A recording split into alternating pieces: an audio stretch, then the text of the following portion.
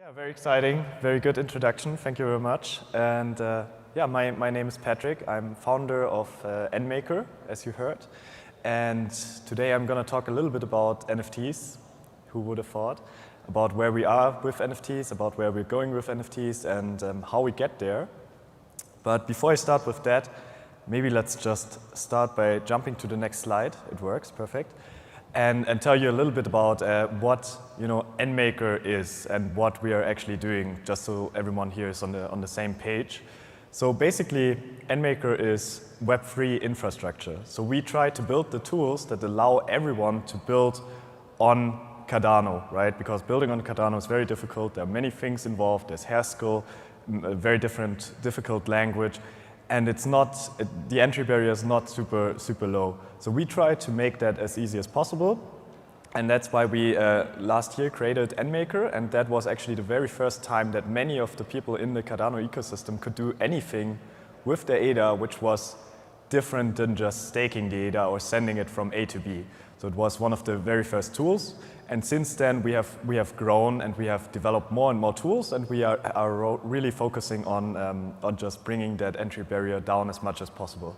So essentially, what you see on screen right now is NMKR Studio. That's our core product. So that's basically a tool for everyone to register on and launch very large-scale NFT collections.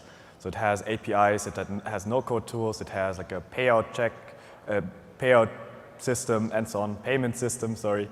And we are continuing to just grow that ecosystem, providing everyone who wants to build on Cardano with those tools to do whatever they want. And to cover, or to quickly go over the product again, the next slide is showing basically the three big tools that we have. One of them, NMKR Studio, foundational layer. Second one, NMKR Pay, which is the checkout system that I just mentioned, which is really about making the checkout process very similar to PayPal in a way, because Web2 people know PayPal, they know how to use it. And as a cryptocurrency company, we should be aiming towards making it as easy as possible. So it's very good to look at the existing Web2 solutions that normal people understand and try to emulate that for cryptocurrencies. So we have credit card payment and so on, just to make that user entry flow as easy as possible. And long term, we're also building an NMKR account because we see the need for a way to, in a custodial way, get NFTs without, yeah? I'm going to switch your audio to this. Oh, okay. It's okay, but hello? Okay. I hope you can still hear me.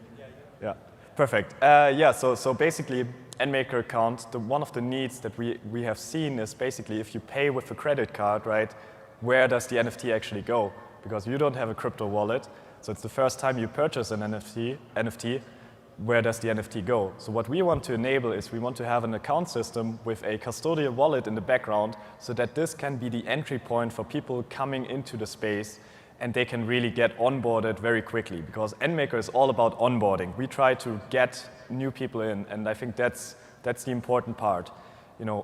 Here are many great projects, but sometimes it feels like everyone is building for the same target audience, especially in the NFT scene. We have many DEXs, we have many marketplaces, we have many collectibles and so on, but we really need to be focusing on just building tools that people from the outside world want to use, and that's why they get into crypto. So that leads me actually to our topic, right? How to make NFTs mainstream. And yeah, let's start with what NFTs are right now.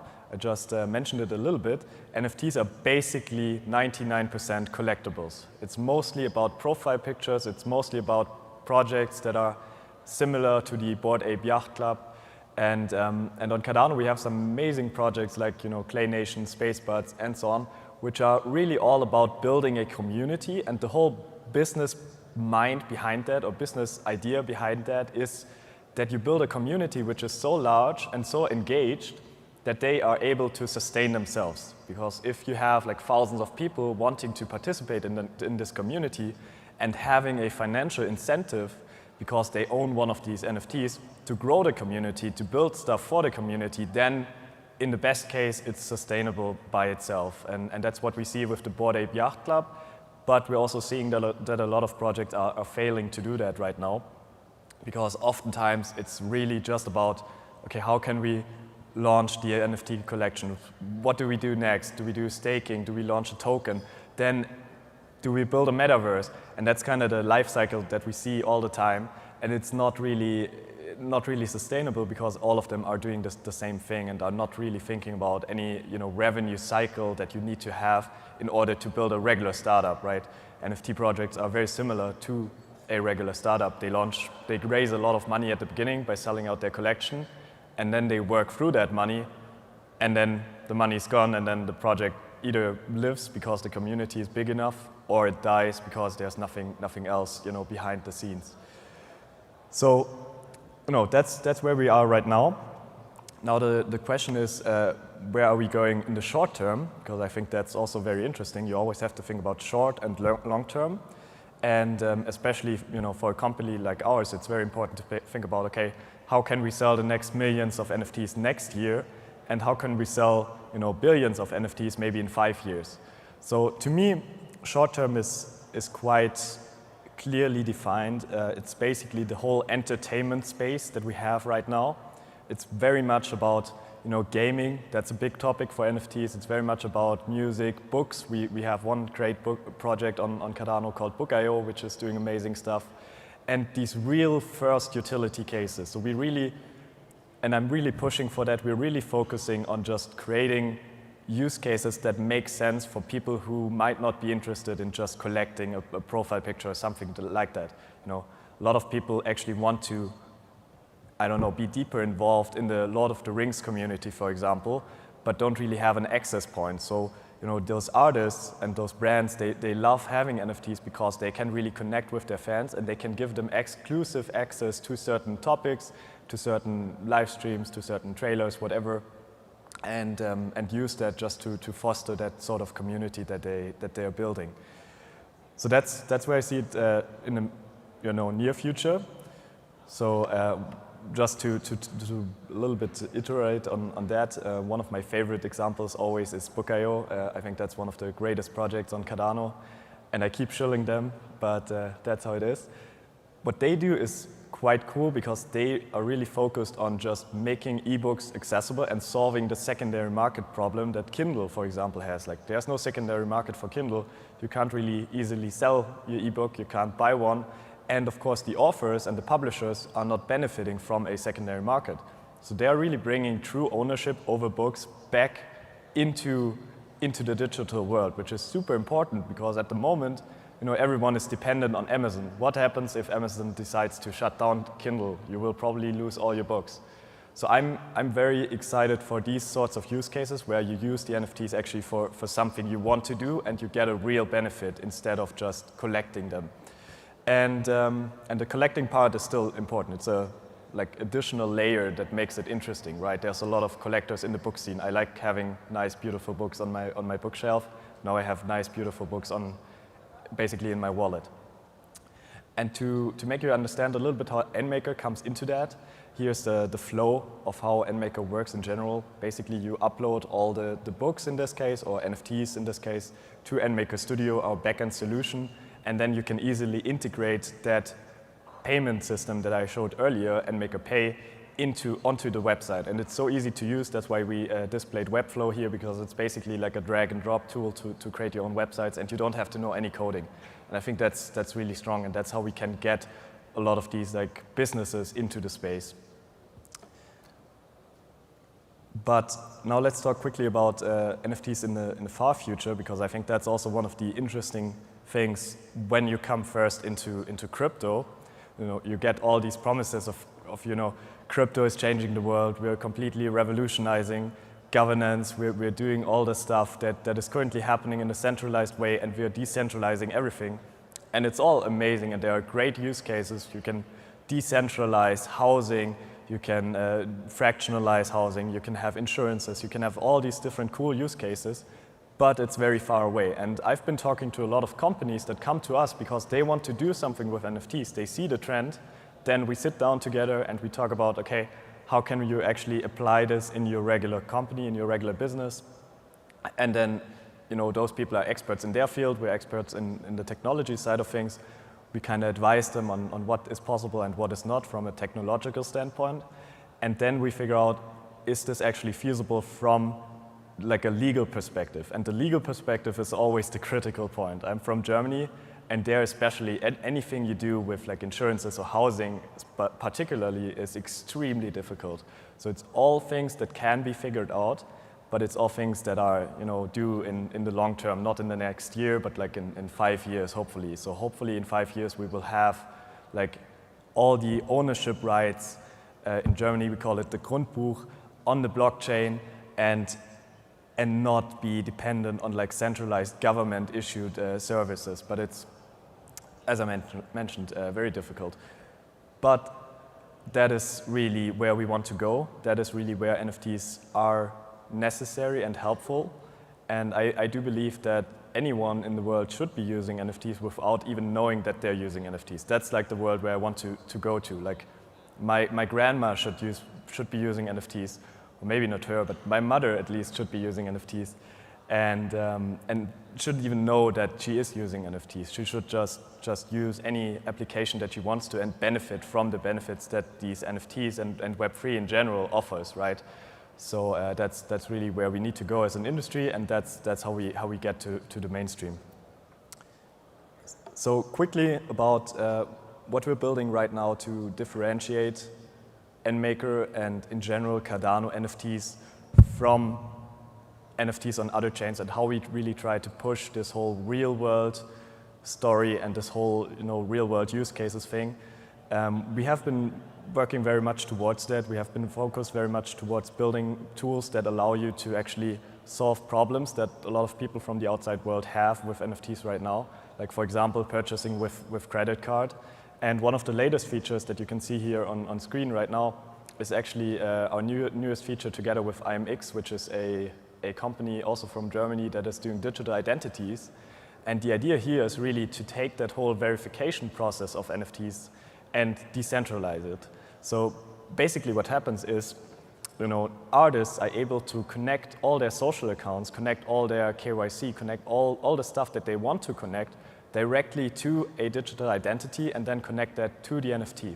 And that's super strong because it removes the need for centralized verification mechanisms in a way. We don't have to have JPEG Store having a database of verified collections or so, but instead we're giving the power back to the users so that they can look at all these connected accounts in the DID and just decide for themselves, okay, do I trust this NFT which was issued by Paris Hilton's Instagram account, Twitter account, Facebook, and KYC, or do I not trust that? And we can automate that even further to give like certain trust scores and make it really accessible for people. But I think stuff like this is really the first step towards, a more mainstream adoption of NFTs because we can solve these like really big issues that also artists from the outside world have with NFTs at the moment.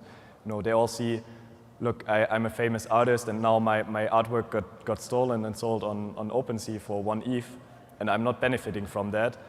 So they need to have like some sort of way we need to have some sort of way to actually prevent that and make sure that we only see legit projects and legit verification mechanisms. So I'm excited for that. It's out right now. It's very cool. And another thing that we have been working on is actually NFT licenses, because we have also identified that a lot of people are buying NFTs and they don't even know what they're actually buying.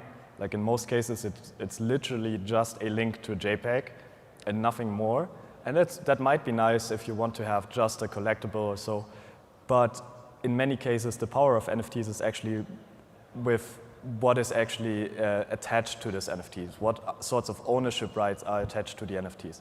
With the Bored Ape Yacht Club, you can do whatever you want with your ape, and you can build a whole brand around it, and there have been restaurants and stuff like that. And that's really interesting, because then you can have like the whole stock images market completely decentralized and build it around NFTs, for example.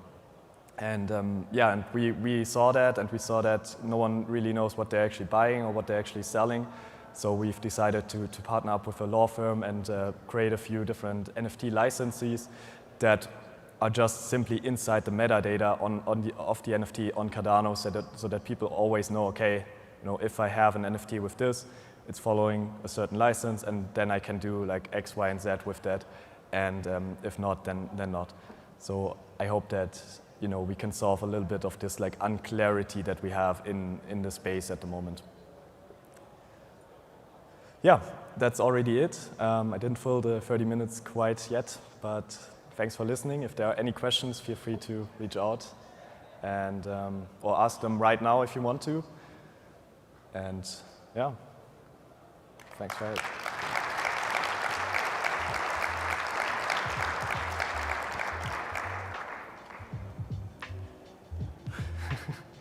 Okay, no questions. That's good. Then thank you so much for listening and see you around. Oh, there's a question.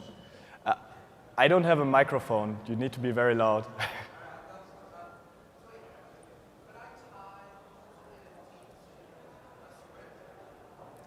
Could you tie an NFT to a script?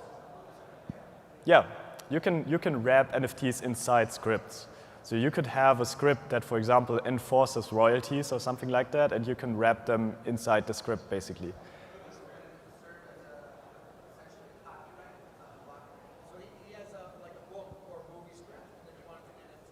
Ah, right. Yeah, of course. You can basically NFTs are just tokens, right? They're just a representation of ownership on the chain. So you can tie whatever you want to that. You can have a script. You can have a PDF in there. You can have different rights for the script in there and stuff like that. So it really doesn't matter what the content is. So yeah. Yes, you could say, okay, the owner of this NFT is the owner of the script and has the rights to use the script to create a movie or something like that.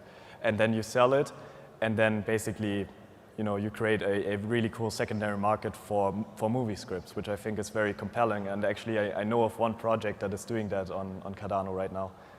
Yeah. Thank you. Hi. About SIP66? Yeah, that's the NFT identity SIP. So basically, SIP66 is just the standard that we proposed so that you can tie a digital identity, a decentralized identifier, to the NFT. And then what is inside the digital identity doesn't really matter. It can be whatever you want, like a social account, it could be KYC, it could be your credit card information, whatever.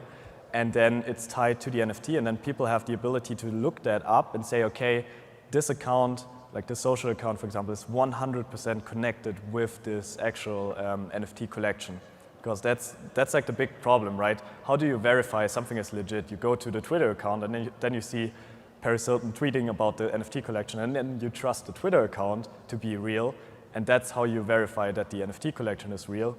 But that's not how it should be. It should be way more accessible, and it can be done via this simple, login with Google, login with Twitter, and then creating a DID out of that and connecting it so that marketplaces can always show, okay, these different accounts are really verified, for example. And the stores would show that standard. Yes, yeah, exactly. Hi, Patrick. If I can, please. Of course, yeah, there. I heard a lot of talk in the presentation around helping your mum, your grandma, and others sort of access NFTs and start using them without knowing they're using them. How do you think we, as an industry, overcome the barrier of custody and custodial elements? For instance, my mum and my grandma wouldn't like the idea of being in full control of all of their funds and all of their assets. They quite like the idea that if stuff goes wrong, they can phone the bank or phone a help service. I think that's quite a barrier for us to overcome. Yeah, I agree. I think that's one of the big reasons why crypto isn't quite there yet. Because a lot of people are, probably everyone here is very much in favor of this idea of having like full ownership over their financials and having the keys themselves and stuff like that. And that's really cool. But it doesn't work for the majority of people in the world, because they, when I try to teach my mom anything on the phone, she struggles with even sending a GIF on WhatsApp or something like that. So, you need to figure out ways to build like a mix between the two. So I'm very much in favor of having custodial solutions, and especially as an entry point. So, when you get into the space for the very first time and you don't know your stuff, then you want to have a custodial solution so that you can get in there and be safe. And I do think that, banks in general will have like a slightly different role in the future, but they will not go extinct or anything like that. It's more going to be about convenience, basically. So, you have more options. Either you manage everything yourself, or you trust some third party to do it for them, right? So I like it. Yes, I think it's. Is it on? Okay. Hey, I'm trying to understand like the concept of inventory monetization, and from your perspective, like what you just laid out. If you look at Walmart, for example, if you have inventory that you're sitting on, are we going to get to a point where you can tie an NFT to inventory that is not needed within a specific period of time, where that NFT can be tied back to the inventory on the shelf? And how is that practical from what you know at this point? Maybe. It's hard to answer for me because I don't know a lot of things about inventories, and I don't know a lot of things about Walmart. I've been there once or twice in my life. But you can certainly do that. And I think the important part is that you figure out, okay, what does actually make sense to have as an NFT or on the blockchain in general, and what does not make sense. Because there's a lot of sentiment going around of people saying, okay, we should decentralize everything. We should put everything on the blockchain. And it doesn't make a lot of sense for every single use case. Like, there are very good reasons why, for example, Walmart might not be doing that. Like, supply chains for Walmart make a lot of sense because there they have to trust other people. They have to trust their suppliers. But if they just talk about like an internal system of their own inventory or so, then it might not make sense, because then it's just one company themselves that they have to trust. So why would it be on the blockchain? There's no reason for a blockchain to be there. So I think blockchain always comes in when you have to trust another party, because then you can remove that need for the trust, and that's really how I see it. I hope that answer was okay. Yeah. Hi, thank you. I apologize too. I made it a little late, so I don't know if you covered this. But I have, let's just say you have a physical, let's just say an autographed photo. Does that make sense to actually take a picture of it and make it an NFT, because it is specific and it is of some value? Yeah, I mean, there you have to think about, what does the NFT represent? Do you use that NFT to then make the selling and trading of this physical autograph more easy and more accessible, and then the owner of that NFT can actually come to your place and then say, okay, I want to burn the NFT, for example, and get that autograph from you, like the physical one? Then that makes a lot of sense, because there are many very expensive art pieces in the world, like the Mona Lisa or something like that, and they are stuck in one place, so you can't really easily sell them and resell them. But what would be amazing is if you can take that art piece, digitalize it, and then create a completely independent secondary market, and it's very clear that it's still staying at one place until someone is actually claiming the ownership for that. And I think that's really huge. It's always about efficiency in a way. I'm a German, so I'm always about efficiency, and and that's kind of how I see it. Yes. Hey, Pat. Yeah, so NFTs have been really a big part of even adoption and bringing even more users to Cardano, but also overall to the kind of crypto community overall. So if you look at the next maybe 5 to 10 years, where do you see NFTs going, in which direction, and maybe the impact on also the growth for Cardano and the crypto industry? Yeah, I mean, as I said, I think there's like the short term and then there's the long term. And the short term for me is entertainment. It's going to be purely about entertainment in the next few years from the adoption standpoint. So I'm excited for the gaming market specifically. And then the long term, I hope to see NFTs basically integrated in every single part of our lives where it's about having some sort of ownership. Because you can decentralize all sorts of ownership, and I want to see like governments going in there and saying, okay, we embrace this sort of technology and we are going to, put the rights over anything on the blockchain. And also, one thing which I find is very interesting is, again, this component of having your digital identity connected to your wallet. So basically what I can imagine is that, like my university, for example, just issues my degree as an NFT. And it wouldn't be super public. It wouldn't be saying, okay, this degree is for Patrick Tobler and it was issued on that date or something like that. But instead, what they have to issue is they have to issue some sort of proof that the degree is actually legit. So they're going to post the hash on the blockchain. And then I have the degree in my wallet and I can go to a potential employer or so, and I can show it to them, and they can check the hash on the blockchain automatically in the best case and say, okay, this is legit and this was really issued by this university because this university is somehow connected with their digital identity, and they did like KYB, know your business, and connected it to the creation of that NFT. And that's what I think is extremely strong, because then you can collect all your major like life milestones in your wallet and have no issue with proving that they are legit. And we will have a much more efficient system again to employ people and stuff like that.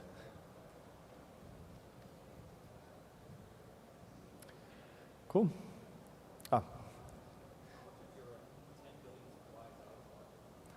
Okay, so he asked how much of our 10 billion supply is out on the market, just because it was a little bit quiet. I think it's 1.4 billion or something like that at the moment. I'm not 100% sure, but you can look it up on Cardano Scan. We are basically releasing it over the next few years because we want to incentivize people that use NMKR, and we want to give them tokens for minting NFTs, trading on the secondary market, and so on, and really, basically push out tokens to every single person interacting with us in any way. So it's going to be a slow but steady growth. Yeah. Cool. So, if there are there's another question. I hope I'm not overdoing my time or anything. Hey, Patrick. Does the NMKR have any plans for cross-chain stuff? Yes, good question.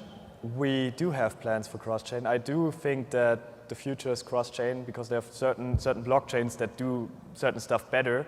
To me, Cardano is the governance and digital identity chain, and then we have other blockchains like IOTA, for example, which are very good with like IoT devices and stuff like that.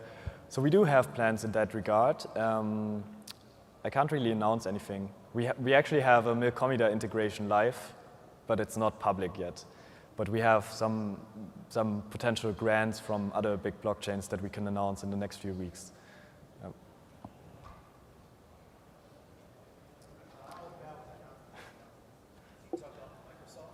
About Microsoft, yeah.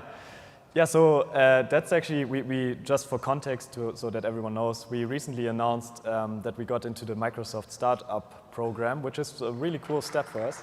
Thank you.